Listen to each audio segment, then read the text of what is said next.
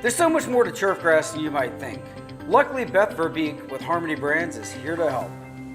Beth, thanks so much for joining us. This looks amazing. Thank you, Eric. So excited to be here. This has been a huge transformation. No doubt. This poor yard was, there was a lot of shade back here and it was really unusable. Being able to get in here and landscape and lay this sod has turned it into a space in the home that the family can really fully enjoy. It's amazing to see how transformative sod is. If you look at what this site was before this whole project, I don't imagine they spent a whole lot of time back here. No, for sure. I think their dogs did, but I'm not sure that they really got to enjoy it.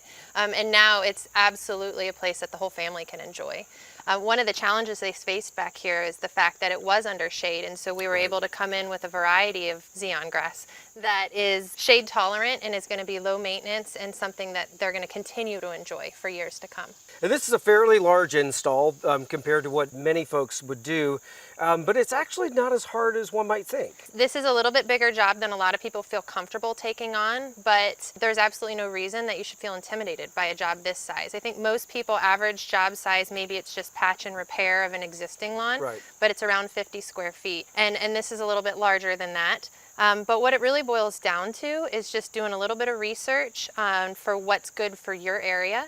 And you don't have to know the varieties. You don't have to know all that stuff. You can use resources like lawncentral.com, and that's going to point you towards what's regionally appropriate and how you prepare your site, what you need to do ahead of time, laying the sod itself, and then how you maintain it afterwards to give you that successful experience. Absolutely. Very little is more important than making sure you select the right grass. Yes. And so just like any other plant we would use in the garden, you need to know what is its shade tolerance, what is its sun tolerance. So we knew this was a shady site, so we got the right cultivar.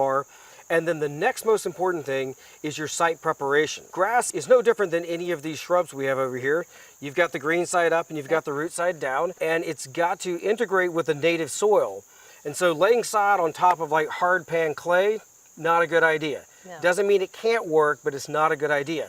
And so you want to make sure that you've got really good agitation.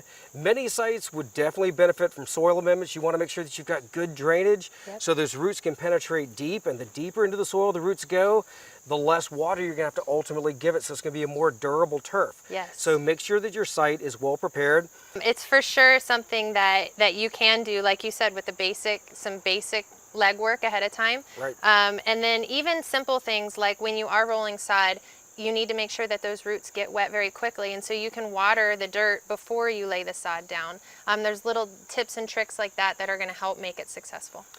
If we go to a store to buy our sod, what do we need to be looking at? What's important? Sod is the most perishable live good that's out there. Really? It is extremely short shelf life. In a lot of cases, what's happening when you see palletized sod at a big box store, it's been cut even in the middle of the night, because that soil temperature in those pieces of sod is going to be what eventually makes it rot if it stays palletized. So we're trying to get the lowest soil temperature possible and harvesting maybe 2-3 o'clock in the morning. Wow. Then it's shipping to the stores. It's getting there as fresh as possible, but it really needs to be sold. It needs to come home to your yard, and for you to lay that in your yard within 48 hours. Ideally after being harvested. And in the cooler seasons, you get a little bit longer of a window, which is a little more forgiving for homeowners, obviously. But you want to find sod. It's okay if it looks a little dry. You don't want to water it when it's palletized. So if you go to a store and you see sod that looks a little bit dry, that's okay. Get it home and get it laid down and get it watered. But at the same time, if you've got a job where you're going to need any size volume, it's best to just order it and have it shipped straight to your home, because we can harvest it and then deliver it and cut out any additional time on the pallet. Yeah, and that's one of the things that Harmony is great at, getting fresh, excellent grass to the site quick. And of course, once it arrives, you really want to get it put down as quickly as you can. Yes, absolutely. Water it in, get it laid down, get it watered in, and start enjoying your lawn as quickly as possible. Absolutely. Any other maintenance that we need to think about? Once we've got it watered in and we've got good roots going down, it's just a matter of occasional fertilization, depending upon the grass? Yes, you want to wait 2 or 3 weeks before you start mowing.